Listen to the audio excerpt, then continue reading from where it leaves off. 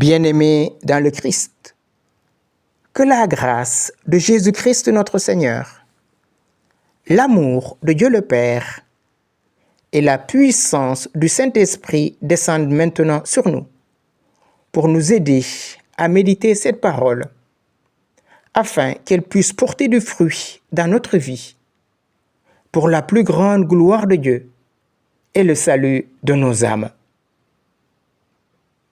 En ce 23e dimanche du temps ordinaire, dimanche de la croix glorieuse, j'aimerais méditer avec vous l'évangile de Jésus-Christ selon Saint Jean, au chapitre 3, du verset 13 au verset 17.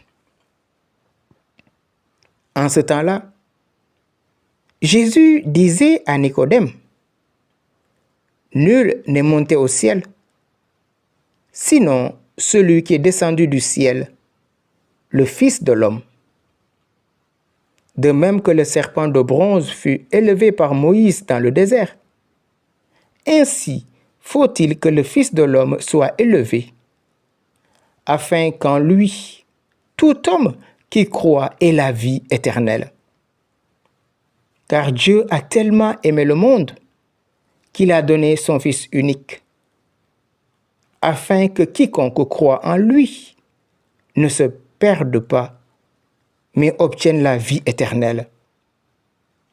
Car Dieu a envoyé son Fils dans le monde, non pas pour juger le monde, mais pour que par lui, le monde soit sauvé. » Jésus s'entretient avec Nicodème, qui est venu de nuit pour lui dire, « Rabbi, nous savons que tu viens de Dieu, car nul ne peut opérer les œuvres que tu fais si cela ne vient pas de Dieu. » Et Jésus s'entretient avec Nicodème.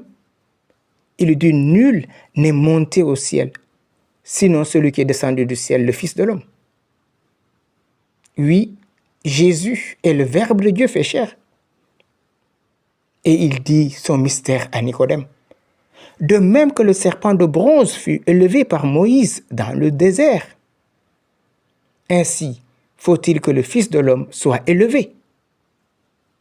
Oui, ce serpent de bronze, parce que le peuple d'Israël a murmuré contre Dieu, en disant à Moïse, « Pourquoi nous as-tu amenés dans ce désert où nous mourrons de faim et de soif?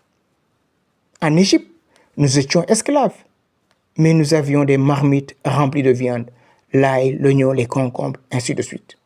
Et dans ce désert, nous mourrons de faim. » Ce murmure va faire que Dieu envoie des serpents venimeux.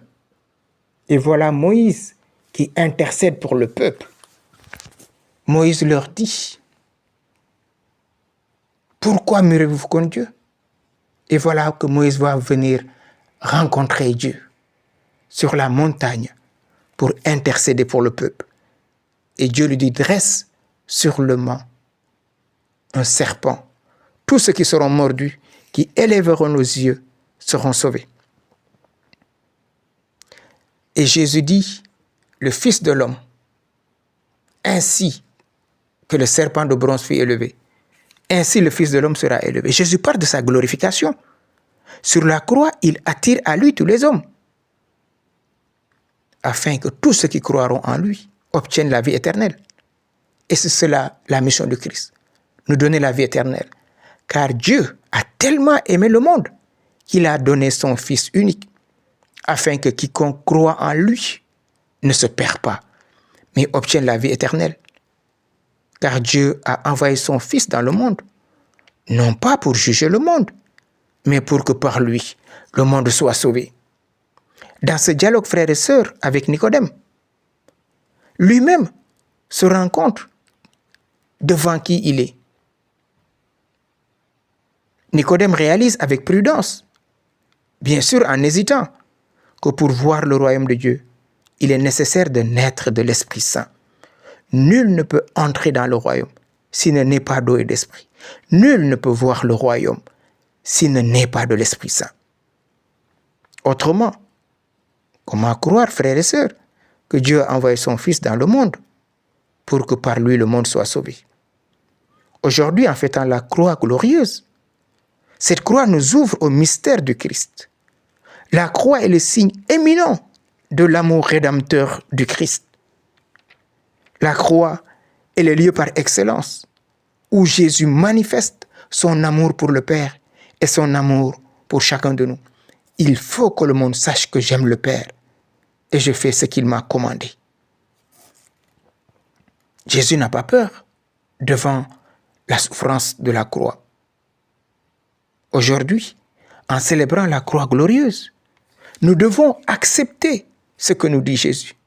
Celui qui veut me suivre, qu'il prenne sa croix, qu'il renonce à lui-même et qu'il me suive. Renoncer à soi, prendre sa croix, c'est se servir de tout pour manifester de l'amour. Jésus dit à Nicodème, pour entrer, il faut naître de nouveau. Cette nouvelle naissance n'est pas une naissance charnelle, mais une naissance selon l'esprit. Comment cela peut-il se faire, dit Nicodème? Cette nouvelle naissance. Jésus dit, le vent souffle où il veut. Tu entends sa voix. Tu ne sais ni d'où il vient ni d'où il va. Ainsi en est-il de celui qui est né de l'Esprit Saint.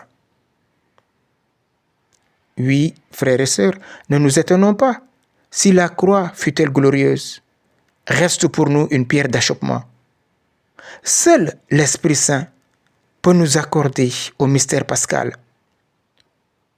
Ce qui nous invite à l'épiclèse, cette forme de prière qui consiste à implorer la venue de l'Esprit Saint sur nous et sur le monde. N'est-ce pas l'Esprit Saint qui nous conduira vers la vérité tout entière? Jean chapitre 16, verset 13.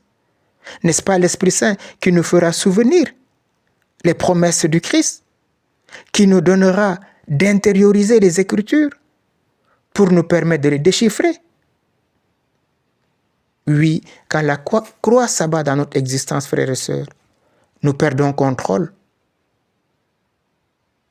Or, Jésus va embrasser la croix. Et la croix est sagesse. Parce que ce qui est folie aux yeux des hommes, ce qui est scandale pour les intelligences, Dieu s'en est servi pour en faire un instrument de gloire. Oui, mon frère, ma sœur, peut-être ta croix aujourd'hui est lourde, mais confie-la à Jésus. Tu ne la portes pas seul, tu la portes avec Jésus, car Jésus est avec toi. Il ne peut pas t'abandonner. Tu es sa brebis chérie. Accepte ces moments que tu vis et accueille la présence du Christ qui le porte avec toi et pour toi. Jésus souffre dans ta souffrance. Jésus porte ta souffrance. Jésus t'accompagne dans ta souffrance. Demandons en ce dimanche de la croix glorieuse d'entrer de plus en plus dans la sagesse de la croix, de laisser le Seigneur venir triompher à travers tout le mal qui peut nous atteindre, tel qu'il puisse en être les formes, le Christ est victorieux. La croix, objet de torture, Dieu en a fait par la mort du Christ un lieu de rédemption. Demandons-lui et prions pour tous nos frères et sœurs qui poids sous le poids du fardeau. Oui, Esprit Saint, toi le doigt de la main du Père, toi qui fais toutes choses nouvelles, viens au secours de nos frères, viens nous aider à embrasser la croix avec confiance. Donne-nous de demeurer au pied de la croix avec Marie, la mère des douleurs, que notre foi ne défaille jamais.